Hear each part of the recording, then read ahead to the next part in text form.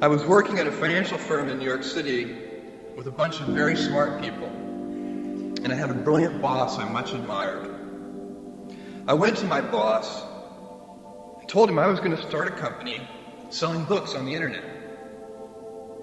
He took me on a long walk in Central Park, listened carefully to me, and finally said, "That sounds like a really good idea, but it would be an even better idea for someone who didn't already have a good job.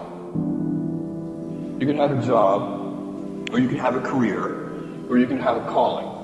And if you can somehow figure out how to have a calling, you have hit the jackpot, because that's the big key." I met Jeff Bezos 25 years ago, and he told me, "Dave, I want you to invest in my company." "What are you doing?" "I'm going to start a bookstore in my garage." "Okay, and I'm going to put it online. People buy online, and I'm going to ship out of my garage. But if you invest in me, Dave, someday I'm going to be the richest man in the world. I'll do over $100 billion. First of all, there is no such thing as $100 billion 25 years ago. Statistically, there's no such thing. Countries didn't have 100. Our national debt wasn't $100 billion. And this dude's telling me at 26 years old that he's going to be the richest man in the world because he has a garage and the internet? That was his truth. No, but he did not know it, and neither did I. But the difference between him and I is I was laughing, scoffing, and jesting at him, and he was already applauding himself, going, at the right way, at the perfect time, I'm going to make as much as I can as quickly. And I'm sitting there going, there's no way this will be a big business. Do something you're very passionate about, and don't try to chase what is kind of the hot passion of the day. Seen in that light, it really was a difficult choice. But ultimately, I decided I had to give it a shot. I didn't think I'd regret trying and failing. And I suspected I would always be haunted by a decision to not try at all. After much consideration, I took the less safe path to follow my passion, and I'm proud of that choice. As a young boy, I had been a garage inventor. I'd invented an automatic gate closer out of cement-filled tires, a solar cooker, didn't work very well, out of an umbrella and aluminum foil, baking pan alarms to entrap my siblings. I'd always wanted to be an inventor, and she wanted me to follow my passion. There's a military phrase that I especially love, and it says, "Slow is smooth and smooth is fast."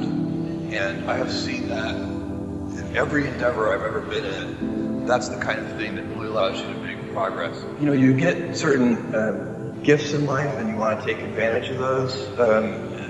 But I guess my advice on adversity and success would be to be proud not of your gifts, but of your hard work and your choices. So, you may be, the kinds of gifts you get, like, you might be really good at math. It might be really easy for you. That's a kind of gift. But practicing that math and taking it to the next step, that could be very challenging and hard, and take a lot of sweat. That's a choice. You can't really be proud of your gifts because they were given to you. You can be grateful for them and thankful for them. But your choices, you choose to work hard. You choose to do hard things. Those are choices that you can be proud of. You can choose. We all get to choose our life stories, and it's the choices that define us, not our gifts. Everybody in this room has many gifts. I have many gifts. You can never be proud of your gifts because they're gifts. They were given to you. You might be tall, or you might be really good at math, or you might be extremely beautiful or handsome, or there are many gifts, and you can only be proud really of your choices because those are the things that you are acting. And one of the most important choices that each of us has, and you know this just as well as I do, is you can choose a life of ease and comfort, or you can choose a life of service and adventure. And when you're 80, which one of those things you think you're going to be more proud of? You're going to be more proud of having chosen a life of service and adventure. Never been a better time to be alive.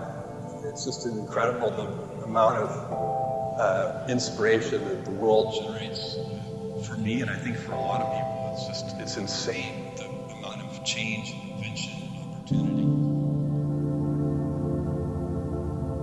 Your life, the life you author from scratch on your own, begins. How will you use your gifts? What choices will you make? Will inertia be your guide, or will you follow your passions? Will you follow dogma, or will you be original? Will you choose a life of ease, or a life of service and adventure? Will you wilt under criticism, or will you follow your convictions? Will you bluff it out when you're wrong, or will you apologize? Will you guard your heart against rejection, or will you act when you fall in love? Will you play it safe, or will you be a little bit swashbuckling? When it's tough, will you give up, or will you be relentless? Will you be a cynic, or will you be a builder? Will you be clever at the expense of others? Will you be kind? Every time you figure out some way of providing tools and services that empower other people to deploy their creativity, you're really onto something. You know, you're very lucky if you have a career. A lot of people end up with a job. If you don't love your work, you're never going to be great at it. Jules Verne, Mark Twain, Galileo, Newton, all the curious from the ages would have wanted to be alive, most of all, right now. As a civilization, we will have so many gifts, just as you as individuals have so many individual gifts as you sit before me. How will you use these gifts? And will you take pride in your gifts or pride in your choices?